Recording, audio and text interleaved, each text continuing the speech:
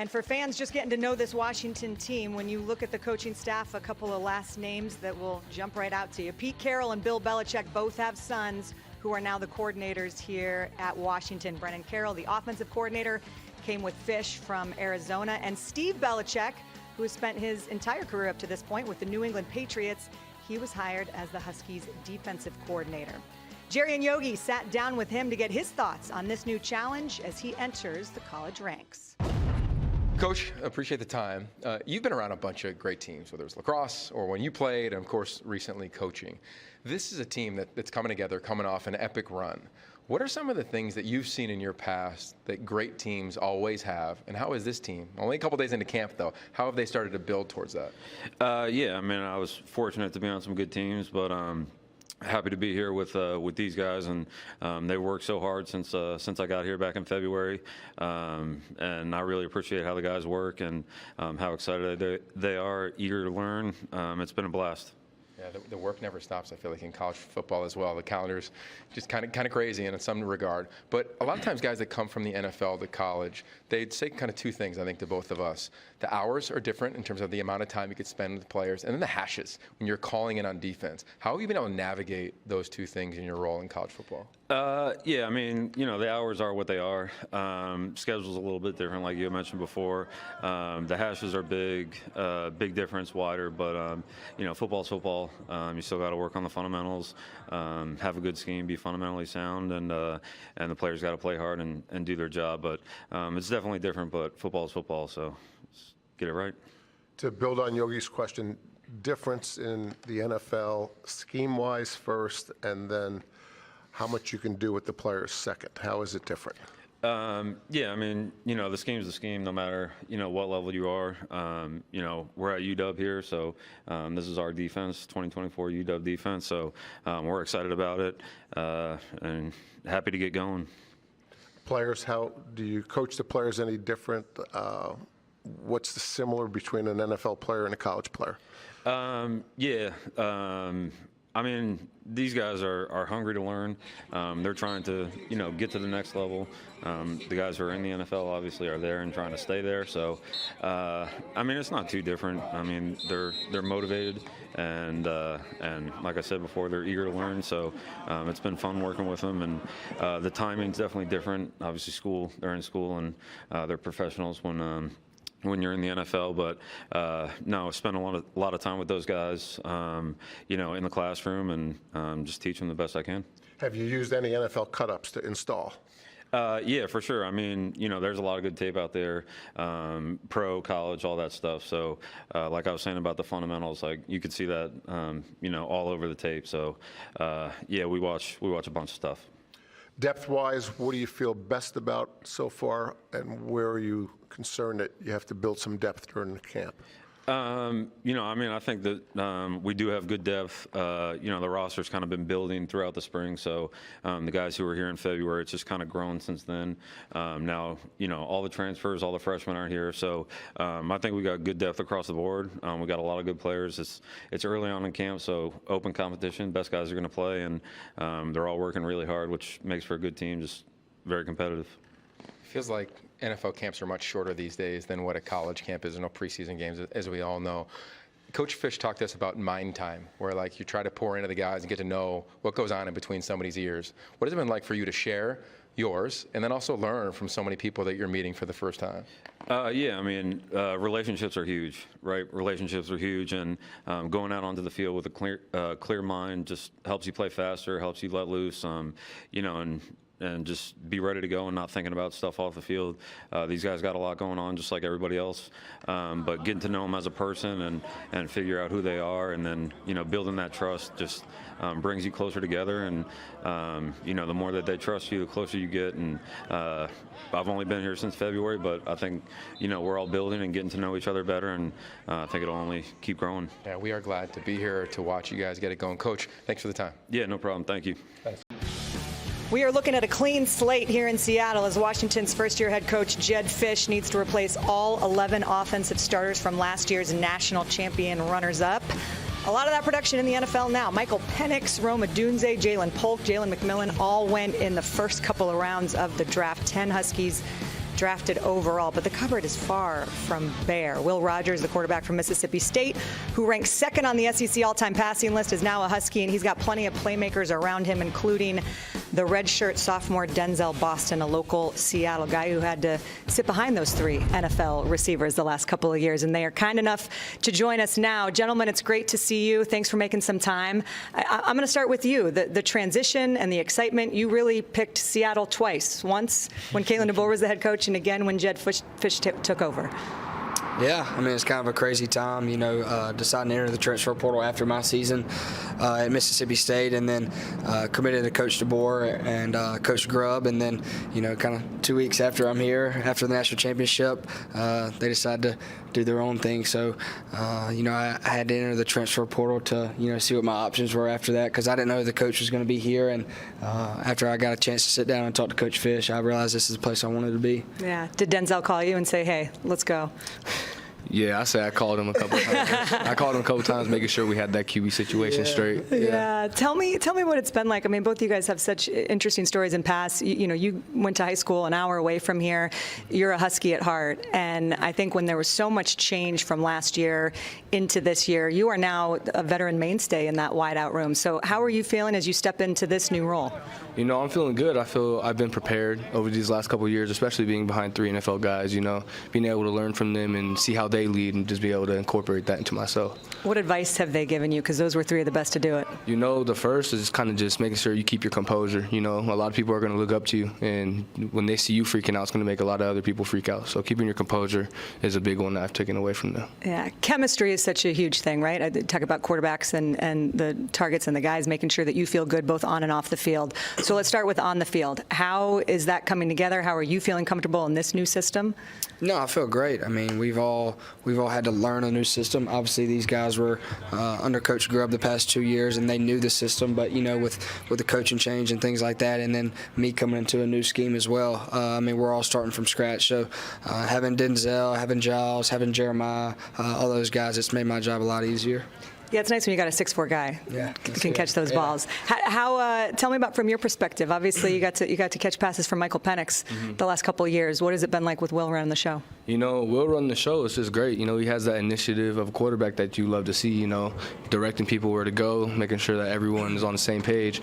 So, it's been great. And, when it comes to learning the new system, everything's a little hard to do at first. But once you get a hold of it, and then you have a quarterback by your side that's making sure that, we're doing the right things and staying on track of it, it makes it a lot easier. So we mentioned the chemistry on the field, but I think off of it is where it starts. And Jedd Fisch, as good as anybody that I've been around in college football in terms of making sure that you guys have time to build up those personal relationships. So just from your perspective, again, as coming in and new to this program and new to this staff, what have you noticed about the intentionality around how he tries to make sure that you guys are getting to spend some time together? I think he's done a great job. Obviously, it's like a really unique situation because you have guys from the University of Arizona, Washington, and then transfers like myself who are from a lot of different other places. So it's kind of a weird situation, especially with college football going on. It's kind of the new normal. You have people from all over, coming together. But that's the good thing about it. That's what makes football so special. So that's something that Coach Fisch has done a really good job of just trying to get guys together outside of the building. Come together as one team and play for the University of Washington. There's so much change you mentioned in college football right now, but one of the changes this season is going to be that the coaches can talk to the players in the headset. How is that going? I was watching you out there today, and Jedd Fisch is talking to you, calling in the plays. What are you hearing, and how will that dynamic change the game for you? Yeah, it's different. It's something that I've never really done. Obviously you see it on Sundays with the NFL and things like that, but I'm used to looking over the sideline and seeing 3 or 4 guys signal plays, and now it's just coach in my ear telling me the play, and then he'll give me a last second reminder or something like that. So it's good. It's kind of hard to hear.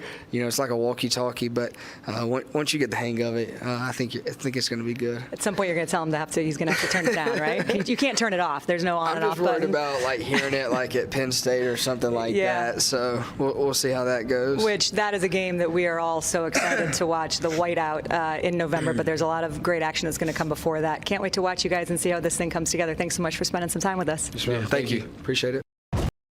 Well, a lot has happened over the last 7 months here in Seattle. Been a bit of a roller coaster. 2023 was a magical season for the Huskies. It ended in a loss to Michigan in the national championship. 4 days later, Kalen DeBoer leaves to take over for Nick Saban at Alabama. And I'll tell you what, Washington fans, they were not in a good place. But quickly things shifted when Jedd Fisch got hired. That was January 14th. And after turning the program around at Arizona, he begins his second head coaching stint, the head coach of the Huskies. Joining us now, Ashley Adamson, Jerry DiNardo. Coach, it's great to see you. And, as you look at that timeline, it's been a wild 7 months for everybody. But for you personally, how has it been? Yeah, well, it's been a lot. There's a lot of transition going on right now, moving a family up, meeting a whole new team, building a team, getting our staff together, getting to, meet our administration, and then really kind of become a part of the community. So it's been a hectic 6 or 7 months, but we wouldn't trade it for anything, and really excited about the chances that we have now to really build a great foundation and a great program here in Washington. You called it the trifecta of change because it's pretty much a new roster, new coaching staff, a new league. And when you think about you saying that you didn't know what it was going to look like. You've seen a lot of individual workouts, but what was it going to look like as a whole? So what have you learned now a few days into training camp that maybe you didn't know before?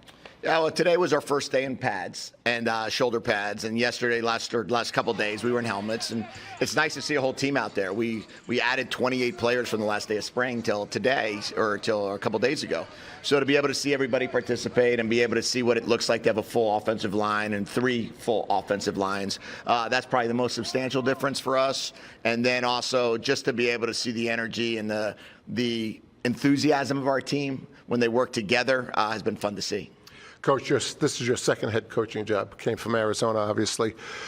What's different about being a head coach at a different school the second time?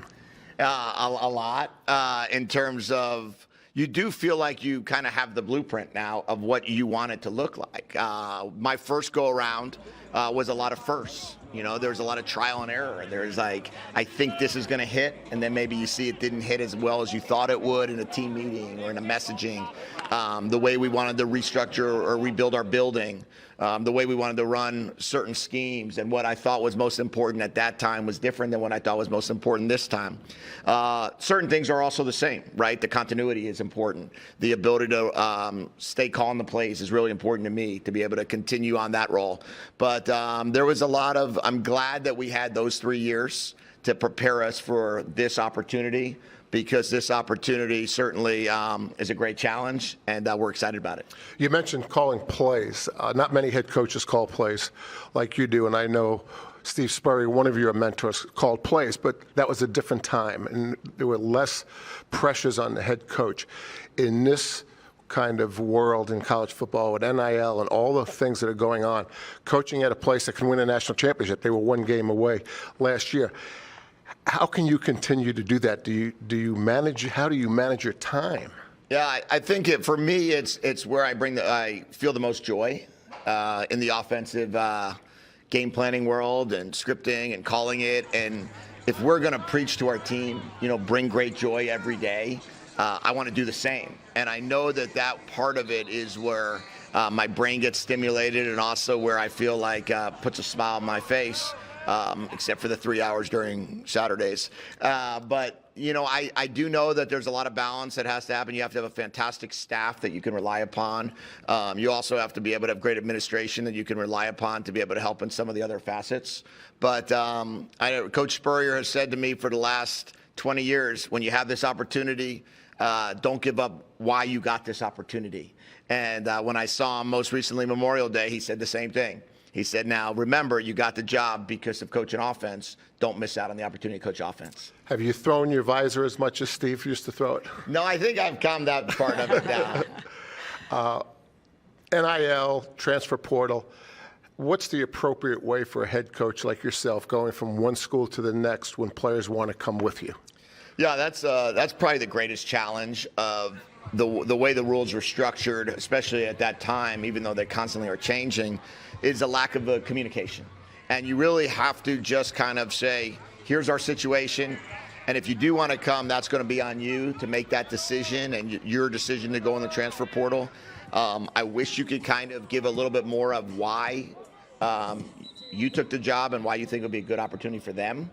But they don't allow you to do that, and they don't want you to recruit necessarily your whole team from where you were So I think it was just a matter of, and everybody's gone through it. I mean, Brennan is going through it from his San Jose team.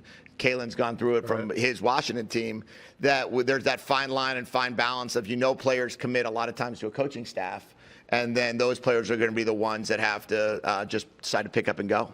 Jonah Coleman, one of the players that came with you from Arizona, and got a chance to talk with him at Media Days in Indy last week. And he really talked about it's been cool to see, because he said, I knew who Jedd Fisch was, I knew who the staff was, but to watch the transformation since you and the staff have gotten here, he said everything's better. The food's better, the facilities, you're going through a $20 million upgrade there. But the leadership development program that we saw you put in place at Arizona, that we know is a big part of what you do and the culture, can you kind of share a little bit about what goes into that and what you've seen from this current group?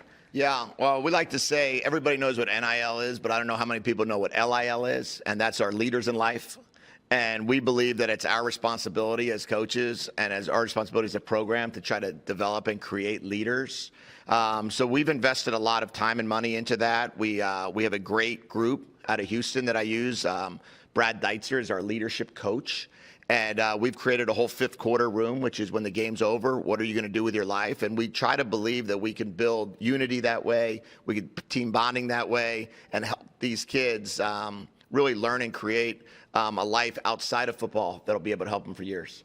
Jedd, there's so much that we could ask you about. We could go up and down the roster, but we are going to be respectful of your time because we know you got a lot going on. But thanks for joining us. We're excited to watch this team come together this season, and we look forward to seeing you. Thanks for having us out here. Thanks, Coach. Yeah, thank you. I appreciate it. Thanks for coming out. Taking a closer look at Brennan Carroll's resume, Washington's offensive coordinator and offensive line coach under Jedd Fisch. He was in Seattle, coached under his dad with the Seahawks from 2015 to 2020. He started his career in LA at USC as a grad assistant, and most recently he was with Jedd Fisch in Arizona as the OC and the O-line coach. But now a new chapter back in Seattle, a place he knows well and ready for a fresh start. For more, Yogi and Jerry are with the Huskies' new OC. All right, with offensive line coach and offensive coordinator Brennan Carroll, Yogi Roth, Coach Jerry DiNardo. All right, Coach Carroll, you've been a part of year ones before, right? Whether it was Miami, Arizona, now here at UW. You're part of a rebuild of offensive line with the Seahawks, post a couple of Super Bowls. How have you attacked this new opportunity on the offensive side and then, of course, on the offensive front?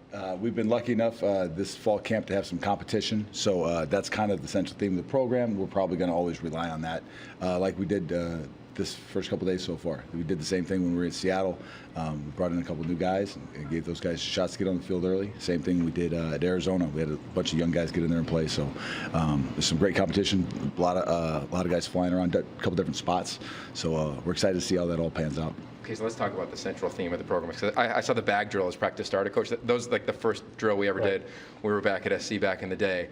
How have you seen that truly become a part of the ethos of this program? Because it's not like you've been here for years. And how have the guys who came off a national championship appearance truly made this a part of their day-to-day? Yeah, the guys have, first of all, been fantastic. They've totally bought into what we've done. It took a little time to earn their trust. But as we've gone through the spring, as we've gone through the summer conditioning, the guys have absolutely bought in. These guys love to play football. They're great football guys. They're going to have great futures in this sport one way or another, and they just trust what we're doing. So they're flying around, having fun, great energy today, on a little bit of a scorcher for up here in Seattle. Coach, your offensive staff's been together since Coach Fisch became a head coach at Arizona. Take us on the sidelines during the game. He's the play call, which is unusual, obviously, for a head coach.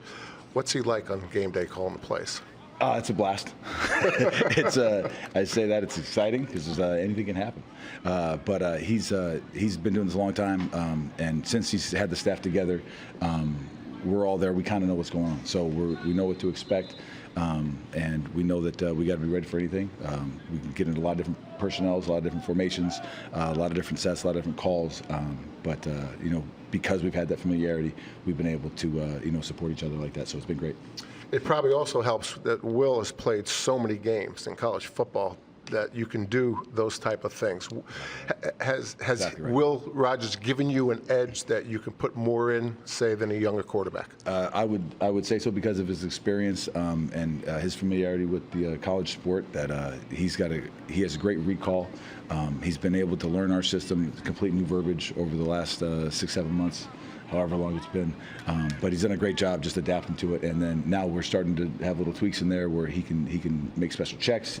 If he sees something he doesn't like, he knows how to avoid that. So he's now getting into kind of the second, third levels of this offense. So it's pretty special. Where do you feel best about your offensive depth, and where are you concerned about your offensive depth? Yeah, our running back position is something that looks pretty special. It looked great today. Had a couple nice runs out there. Those guys are very versatile, can do a bunch of different things. The receiver core's really solid. Got a bunch of big bodies out there. So we're excited to see how that group develops. The tight end group is we've added a couple bodies to that group too. So it's a large group right there. So something we would like to kind of develop into a little more 12 personnel, 2 tight end sets. During the season, so excited to see that group.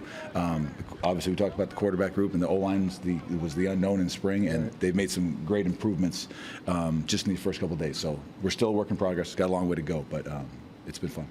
It's been fun coming to this university for years because there's been stars. They've had star power. I think now after watching practice, you look at Denzel Boston. You say, can he be the star? Jonah Coleman, he is an absolute star. You look in the offensive line and guard Memillard, he might be that voice on the offensive front. Are those 3 guys, are they emerging to that? Are you guiding them to that? Or they say, no, we're going to be the voices among this program right now? There's some gentle nudging, but we want to let those guys find their own voices their own way. And if you force it, sometimes it doesn't work out the way you want to. But they've done fantastic. They've been fantastic in their own position groups, and they're starting to work into the other groups. And we're actually going to do some activities tonight to kind of continue that growth. So kind of excited for that too. Yeah, well, it was exciting for me. I saw a familiar face on the sideline, guy you know, you call dad, I call coach or boss way back in the day. But what is that like, having your father, Pete Carroll, here at practice? Of course, he's local, but now within this job, like he used to come in spring and see you here and there, but now he just drive across the bridge and come watch practice. Yeah, the 520 bridge is going to get a couple extra toll bills. So, but it's great. It gives him something to do, get out of the house a little bit, he's got a lot of free time right now. So, yeah, it's great that he gets to come on by and hang out. He's been a great sounding board for me and the staff as we've gotten started, and it's just great having him around. All right, great having you around. And great, I know, Jerry, you love being around here. This weather's pretty good now. Absolutely, and I love the offensive line coach as the offensive coordinator. That's a great path. Yeah, it's former O-lineman right here, Coach Gennardo. There it is. Thanks, Coach. Keep nudging. Keep nudging him. Talk about all the new faces here in Washington. 28 transfers in, just behind Indiana for most of any Big Ten school. There are 42 scholarship players here in Seattle who were not on the roster when they played Texas in the Sugar Bowl. So a lot of new pieces coming together. We heard from Steve Belichick earlier about how he wants this defense to look. So let's hear from the players now. Yogi is with Alphonzo Tuputala and Ephesians Prysock. All right, Ephesians, let's talk about you and your journey here. You've got a bunch of guys that came up with you from Arizona, and of course the staff and Jedd Fisch. What have you taught the guys that were at UW or the new players that came here about this system, about this coaching style, as someone who experienced it firsthand? Well, it's just an NFL scheme. It's just you could be put in places that you haven't been, and just learn all positions. That's what I say. For you, it's your 6th year. Right? It's been, I don't think you had any more eligibility after this. But to that point, how did you make sure that some of these new faces, because there's so many new players, understood the history and the culture behind the walls that you helped build? Yeah, no, that's a big thing, especially for me, someone that's been here for a while. Bringing in the new guys from Arizona, but also new transfers, just connecting them and constantly building that culture that when I came in, that brotherhood and being able to connect inside of here but outside as well, it goes a long way when you're on the field. And so that's what we just try to do, just continue to build on that and just encourage each other throughout whatever we do, lifts, the game, or whether we're outside. We were talking to Coach Belichick earlier. We talked about the mind time that Jedd has referenced, or how you're trying to get to know one another. What has it been like for you getting to know a bunch of new faces as well? It's been good because I've been talking to a lot of the offensive guys and just getting to know them. Because when I first got here, I couldn't do much with the team until like the start of spring ball. So then I was just trying to get to know those guys once we could do things together. So I got to learn a lot about the offensive guys, the defensive guys that I'm gonna play with. So it's been great. And for you, just getting to know the staff, right? Jay Rich comes over, who you're very familiar with, and John Richardson coaching the secondary. But for you, new coaches coaching you, what has it been like? And take us inside the mind of Steve Belichick. It's been crazy. So this is probably my 5th coaching staff. Being able to go through all those different coaches, I've learned a lot.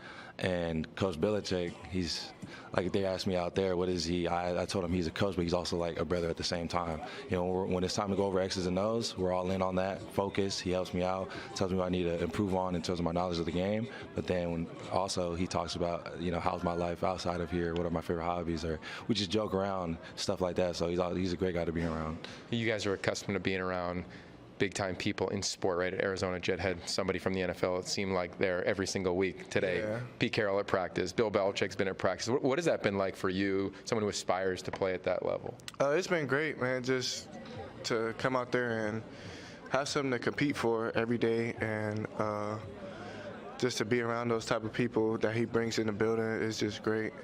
We saw Coach Fisch's T-shirt today. It said the top 25 on it, 1 through 25, and then in big, bold, and purple, it said, "Where's Washington?" Yeah. What's the chip like with this team who competed for the national championship last year, and now everybody just keeps using the word rebuild or retool around your program? I feel like that's always been a thing here for Washington. We don't really care or look towards the outside noise. All we can do is focus on ourselves. But always having that chip is since I've came here, has always been a thing with this program, and I think that's one of the greatest things because we're always elevating, chasing the team that we want to be, and just not proving everybody wrong, but really proving ourselves.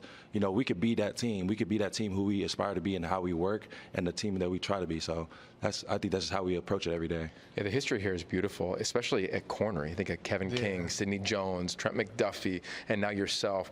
Have you either connected to some of the past, or how aware of you are the past here at corner and that position and what it's been able to do? Very aware. I'm trying to get to learn about those guys a little more, and then trying to get to meet them sometime, because I know we have a lot of different events where they come back and different things like that. So I'm trying to, you know what I'm saying, trying to get to meet a lot of those dudes. I heard that. For you guys, new schedule, new season, but a lot of new. $20 million upgraded into this facility. I know you haven't seen the weight room yet, but what you have seen, what has it been like, and what's the anticipation like for you and some of your teammates?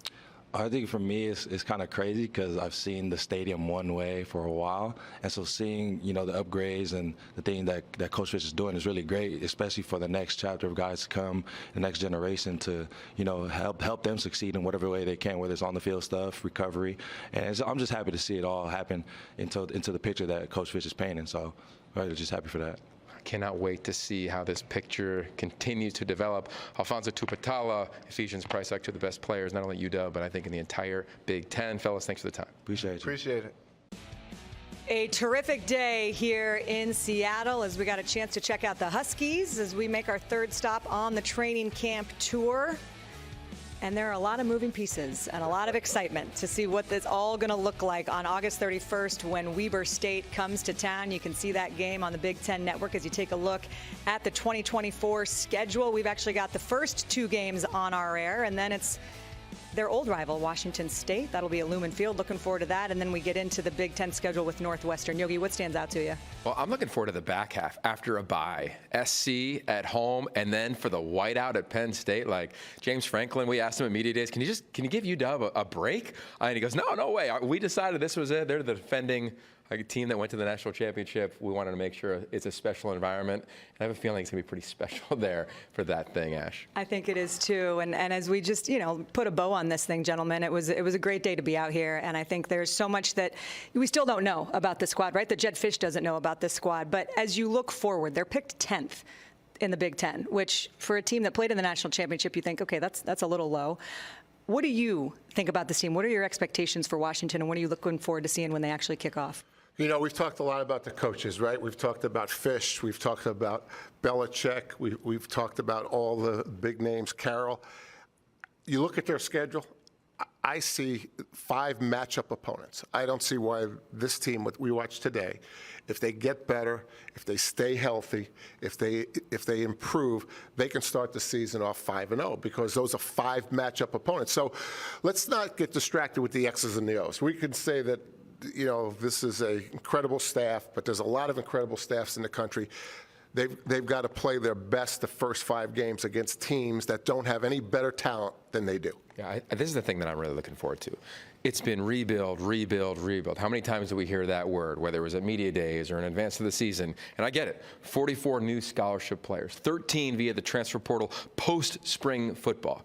But after being out of practice and getting to know Jedd Fisch and the staff, they're going for it. Like this is not rebuild mentality. This is not, hey, let's slow down and take our time. No. This is a detailed, specific approach where they have continued to echo this phrase of the players. The way you do small things, the way you do all things. They are chasing this thing. So make no mistake about it, Husky fans. Like the gas is down, and to your point, they got a chance to catch a little lightning in a bottle. If they can make some moves here in the next 30 days and get this team to peak performance by the time they start games. But it's not necessarily going to be the X's and O's. It's going to be the execution. It's going to be the health of this team, and they can be 5-0 after 5. Well, and I think in this day and age, too, when you think about the goal to make it to the college playoff, and I mean, teams are going to be playing a lot more games than they used to, and so it's that depth, and can you stay connected and healthy at the right time and all the way through a very long season.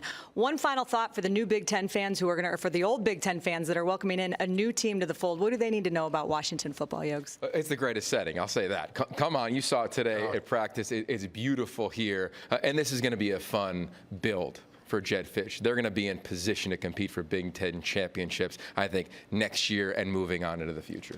I think it's a beautiful place. I think the fans and the alums of University of Washington have a lot to be proud of, and I think Jedd Fisch is going to do one heck of a job here. Yeah, it's going to be fun to watch this thing. It was fun to watch today. Our thanks to UW and everybody, the terrific staff here. And my thanks to you guys. It was fun hanging out with you two. And now we've got one in the books, so One in the books. we're not rookies anymore. More fun hanging out with you. Yogi was okay. He was here. Yeah, he was fine. He was here. All right. Well, the good